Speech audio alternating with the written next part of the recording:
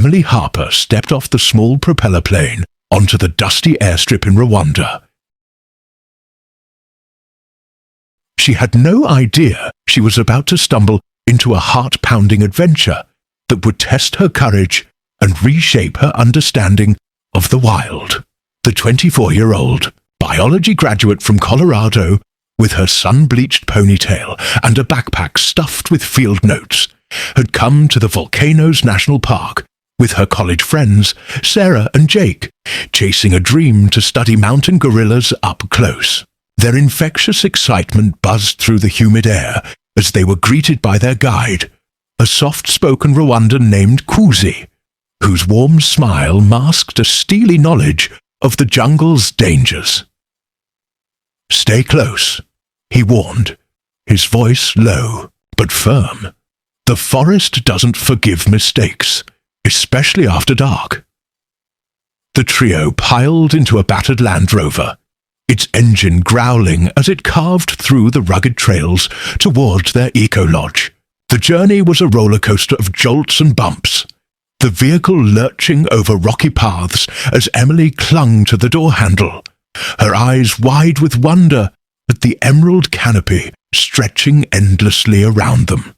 Kwezi filled the ride with tales of the park's wildlife, stories of elusive leopards, vibrant bird life, and the majestic mountain gorillas that ruled these misty hills. But his tone shifted when he repeated his warning. "Never wander alone. The jungle has eyes, and not all of them are friendly." Emily, ever the curious scientist, soaked in every word, her notebook already open as she scribbled observations about the towering ferns and distant monkey calls. The group's chatter was light, filled with plans to hike the trails and photograph the gorillas from a safe distance. But as the Land Rover rounded a bend, Emily's gaze caught something unsettling. A shadow, massive and fluid, darting through the trees. At first, she dismissed it as a trick of the fading light, the sun dipping low and casting long, eerie shapes across the forest floor. But the shadow moved again, faster, closer, until it emerged into a clearing, revealing itself as a mountain gorilla, its silverback gleaming like polished steel under the dying rays. The beast was a colossus, its muscular frame rippling with raw power, eyes burning with an intensity that froze Emily's breath in her throat. Its lips curled back, exposing fangs that glinted like daggers, and a low, guttural growl rumbled from its chest, a sound that seemed to shake the earth itself. The group fell silent, the air thick with dread. Kwezi slammed on the brakes, his hands gripping the wheel as he whispered, "Don't move, don't scream." But Emily's heart was a runaway train, pounding so fiercely she feared the gorilla could hear it. The creature took a step closer, its massive knuckles pressing into the dirt, and Emily's mind raced with every warning she'd ever read about gorilla behavior. They were protective, territorial, and unpredictable when provoked. Had their noisy arrival angered it? Was it defending its family? Before she could process the thought, the gorilla charged, closing the distance in a blur of muscle and fury. Sarah let out a stifled yelp, and Jake's hand shot out to grab Emily's arm, but it was too late. The gorilla's gaze locked onto her, its eyes boring into hers with a primal intensity that made her feel like prey. In a heartbeat, chaos erupted. The gorilla lunged, its massive hand swiping at the open window of the Land Rover. Kwezi shouted, something in Kinyarwanda, slamming the gas pedal, but the vehicle lurched forward only to stall with a sickening groan. Emily's scream caught in her throat as the gorilla's fingers grazed her shoulder, tearing her sleeve with a force that felt like a lightning bolt. Pain seared through her arm, sharp and electric, as she stumbled out of the vehicle in a blind panic, her instinct screaming to run. She didn't get far. The uneven ground betrayed her, and her ankle twisted beneath her with a sickening pop. She collapsed into the dirt, the world spinning as agony shot up her leg like wildfire. The gorilla loomed above her, its shadow swallowing the fading light, and Emily's mind blanked with terror. This was it. She was going to die, torn apart in the heart of the jungle, her dreams of studying wildlife reduced to a fleeting foolish whim. But then something strange happened. The gorilla didn't attack. Instead, it tilted its head, its dark eyes studying her with an almost human curiosity. Its breath came in heavy, rhythmic snorts, each one sending a shiver down Emily's spine. She remembered a fragment of advice from her biology professor. When facing a predator, sometimes playing dead is your only shot. With her heart hammering like a drum, Emily let her body go limp, collapsing fully onto the ground. Her hands trembled at her sides, her breath shallow as she fought to stay still, praying the gorilla would lose interest. The seconds stretched into an eternity, each one a battle against the panic clawing at her chest. She squeezed her eyes shut, willing herself to disappear, to become invisible. The gorilla's presence was overwhelming. Its musky scent filled the air, and she could feel the heat of its body as it leaned closer. A rough, calloused hand brushed her arm, testing, exploring, as if mapping her existence. Emily bit back a whimper, her ankle throbbing with every heartbeat, but she forced herself to stay motionless, her mind screaming one word, survive. Then, without warning, the gorilla made its move. With a strength that defied comprehension, it scooped her up, its grip firm but strangely careful, and began to carry her deeper into the forest. Emily's stomach dropped as the world blurred around her, the trees a dizzying kaleidoscope of green and shadow. Her friends' shouts faded into the distance, drowned out by the rustle of leaves and the gorilla's steady, purposeful strides. She clung to its thick fur, her fingers digging into the coarse strands, terrified it might drop her, or worse, drag her to some hidden lair where no one would ever find her. Her mind spiraled with dread. She'd read about gorillas, herbivores, mostly peaceful, but fear painted a darker picture. What if this one was an outlier, a rogue driven by hunger or rage? She cursed her naivety, her lack of preparation. Why hadn't she studied more about gorilla behavior? Why had she assumed a guided tour would keep her safe? Each thought was a wave crashing against her resolve, threatening to drown her in despair.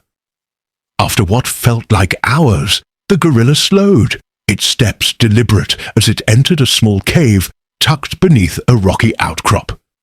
With a grunt, it set Emily down, not gently, but not cruelly either, her body hitting the cold, damp stone with a jarring thud. Pain flared through her ankle, and she bit her lip to stifle a cry, her hands scraping against the rough floor as she scrambled to sit up. She pressed her back against the cave wall, her chest heaving, her eyes darting to the gorilla, which now sat at the entrance, its massive silhouette framed against the gathering storm clouds outside.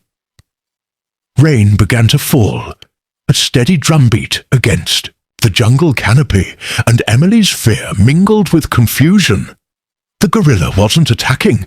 It wasn't even looking at her. Instead, it stared out at the rain, its posture calm, almost meditative, as if guarding the cave from unseen threats. Emily's breath hitched as a wild thought took root. What if it's not trying to hurt me? The idea seemed absurd, yet the gorilla's stillness, its lack of aggression, planted a seed of hope in her racing mind. Her friends were out there, probably frantic, but the cave felt oddly safe, a sanctuary carved from the chaos of the jungle. Emily's eyes adjusted to the dim light, and she noticed the gorilla's subtle movements. A twitch of its ear, a slow blink as it watched the rain. It was protecting something, she realized, but what? Her? The cave? Its territory? The uncertainty gnawed at her, but so did a flicker of gratitude. She was alive, for now, under the watchful gaze of a creature she'd spent years studying, but never truly understood. Cautiously, Emily reached for her backpack, wincing as her ankle protested. Her phone was inside, soaked but possibly functional. She stole a glance at the gorilla, its eyes still fixed on the storm. With trembling hands, she pulled out the device, praying for a miracle. The screen flickered to life, a faint glow in the darkness, and her heart leapt. There was a signal, weak but there. She dialed the emergency number Kwezi had given them, her voice barely a whisper, as she relayed her location, her injury, and the surreal truth.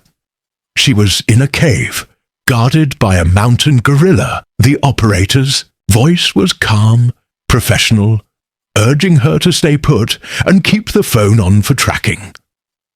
Emily nodded, though no one could see, her eyes never leaving the gorilla.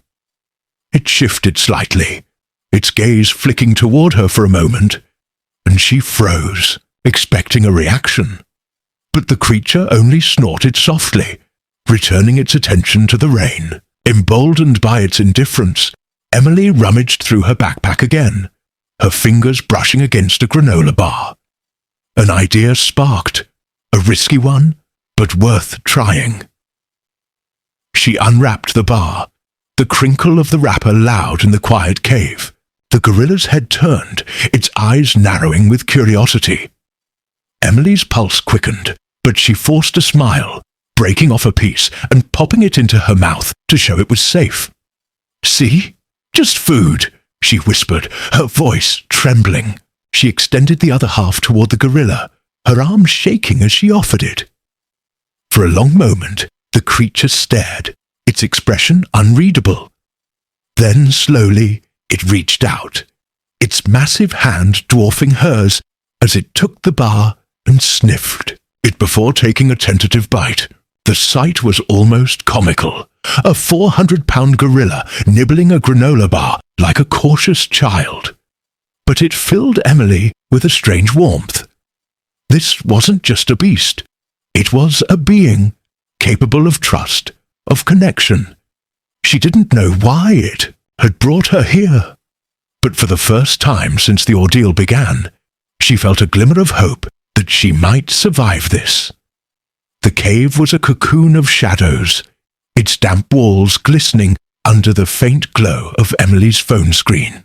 The rain outside had intensified, a relentless roar that drowned out the jungle's usual symphony of chirps and rustles.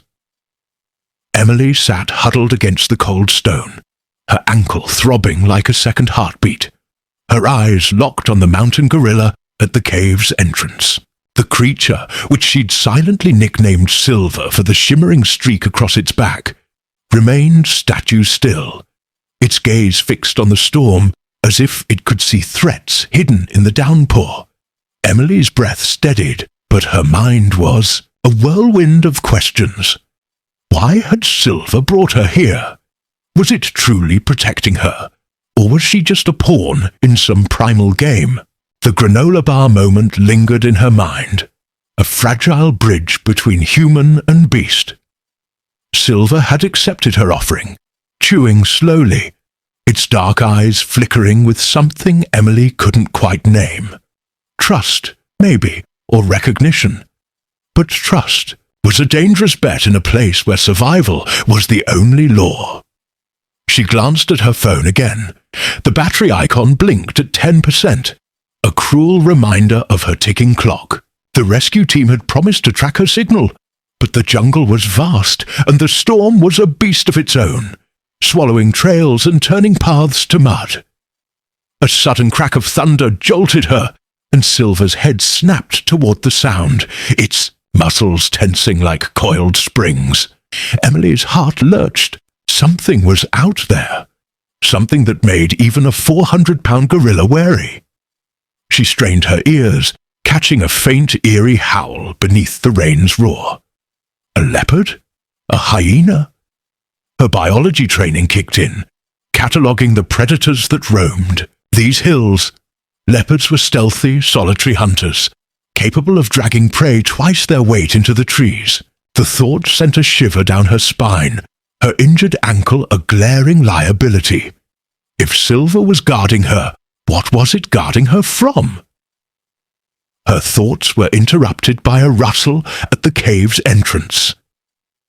Silver rose to its full height, its chest heaving as it let out a low, rumbling growl that vibrated through the stone.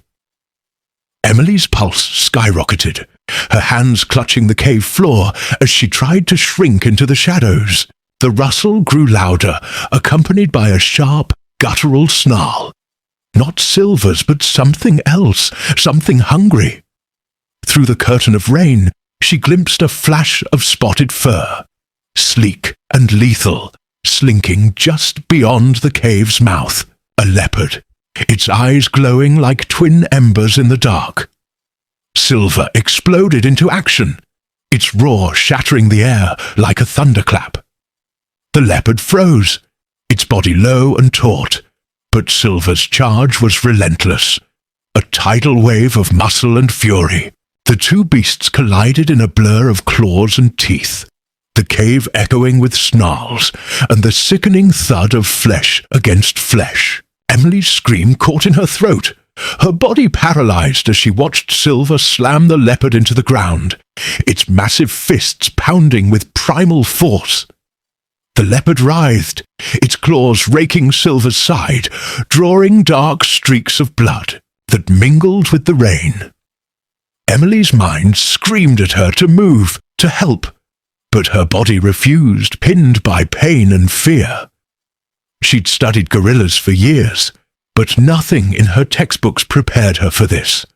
A raw, brutal dance of survival, unfolding mere feet away. Silver's strength was awe-inspiring, but the leopard was cunning, darting out of reach and lunging again, its jaws snapping inches from Silver's throat. Emily's hands fumbled for her backpack, desperate for anything. A flare, a knife, anything to tip the scales. Her fingers closed around a small can of pepper spray, a last-minute addition her mum had insisted she pack. "For emergencies," she'd said, half-joking. This was beyond an emergency. With a trembling hand, Emily aimed the canister, her thumb hovering over the trigger. The leopard lunged again, and Silver staggered, blood dripping from its flank. Emily's heart twisted. Silver had saved her, carried her to safety, and now it was fighting for her life. She couldn't just sit there. "Hey!" she shouted, her voice cracking as she sprayed a burst of pepper spray towards the leopard. The cloud hit its mark, and the predator yowled, recoiling as it poured at its eyes. Silver seized the moment, grabbing the leopard by the scruff and hurling it into the rain-soaked underbrush. The cat scrambled, its snarls fading as it vanished into the storm. Silver stood panting, its chest heaving, blood and rainwater streaming down its fur. It turned to Emily, its eyes locking onto hers, and for a moment she saw something raw and unguarded, a flicker of pain, of exhaustion, but also of resolve. She swallowed hard, her voice barely a whisper. "Thank you," she said, knowing it couldn't understand but needing to say it anyway. Silver snorted, shaking its massive head, then resumed its post at the cave's entrance, as if the battle had been just another duty. Emily's relief was short-lived. The storm was worsening, and her phone's battery was now at 5%. She typed, a frantic update to the rescue team, her fingers slipping on the wet screen. "Leopard attack. Gorilla protected me. Hurry."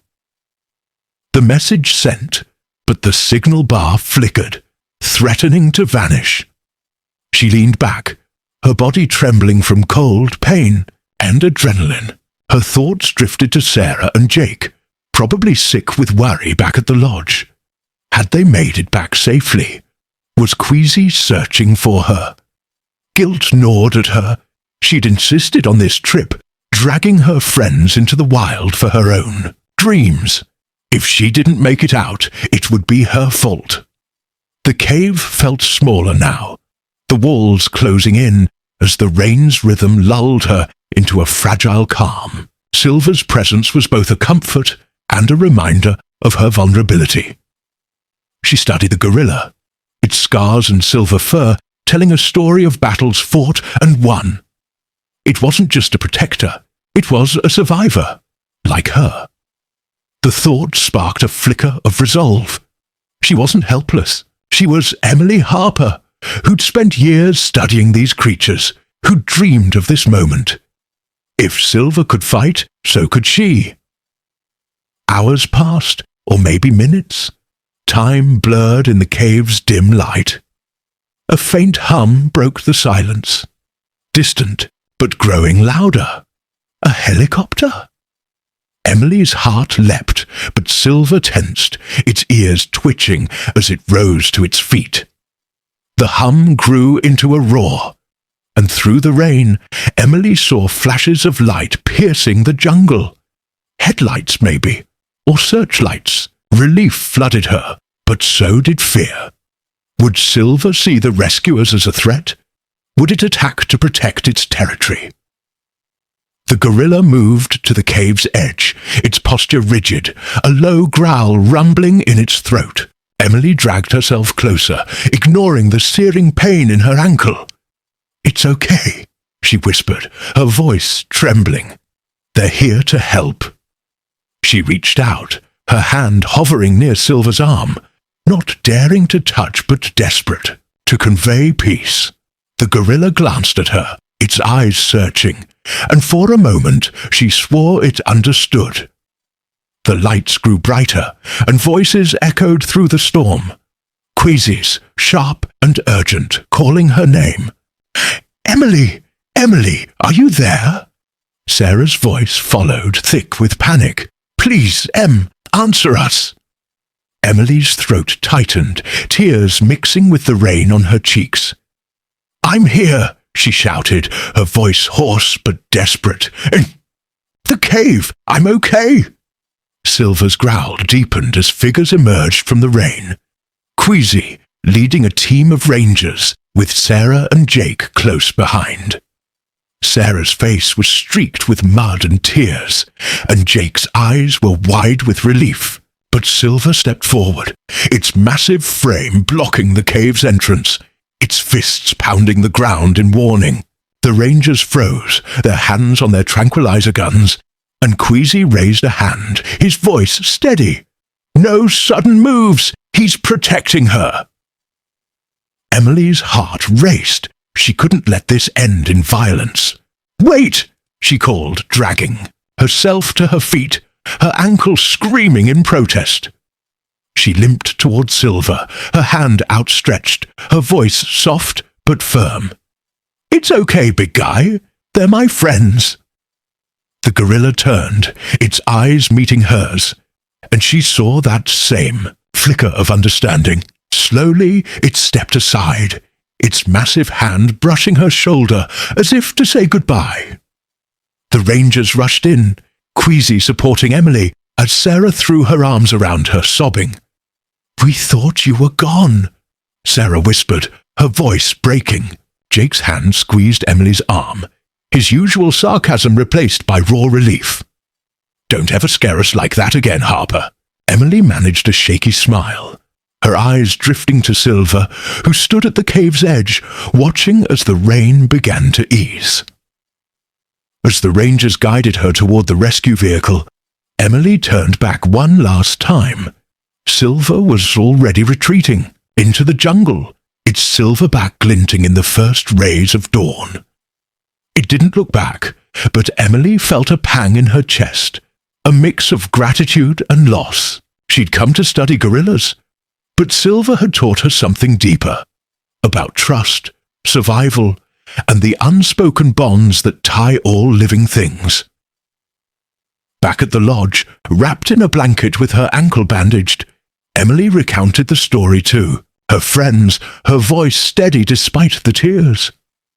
She pulled out her notebook, its pages damp but intact, and wrote, "Silver, protector, teacher, friend."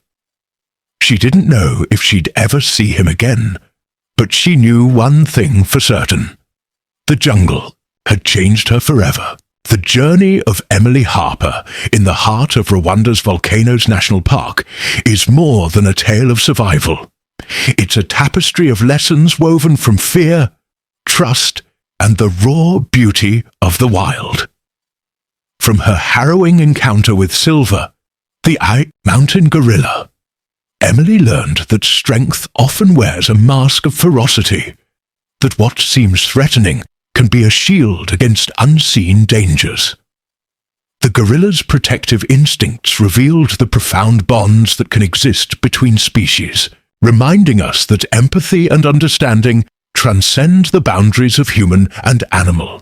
Her desperate moments in the cave taught her the value of resilience, of holding fast to hope even when the odds seem insurmountable. The leopard's attack underscored the unpredictability of life, where danger lurks in the shadows. But courage, however small like a burst of pepper spray, can shift the tide. Emily's reunion with her friends showed her the power of community, how love and loyalty can pull us through the darkest storms. Above all, her experience etched a truth into her soul. Preparation and respect for nature are not just practical necessities but acts of humility before a world far greater than ourselves. These lessons ripple into our lives today, urging us to approach the unknown with both caution and openness.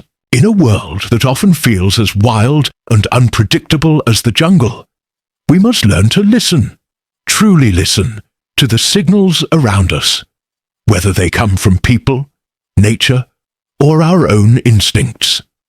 Trust, like Emily's fragile bond with Silver, is built through small, intentional acts of understanding, whether it's offering a kind word to a stranger or standing up for what's right in a moment of crisis. We must prepare for life's challenges, not just with tools or knowledge, but with the resilience to adapt when plans unravel.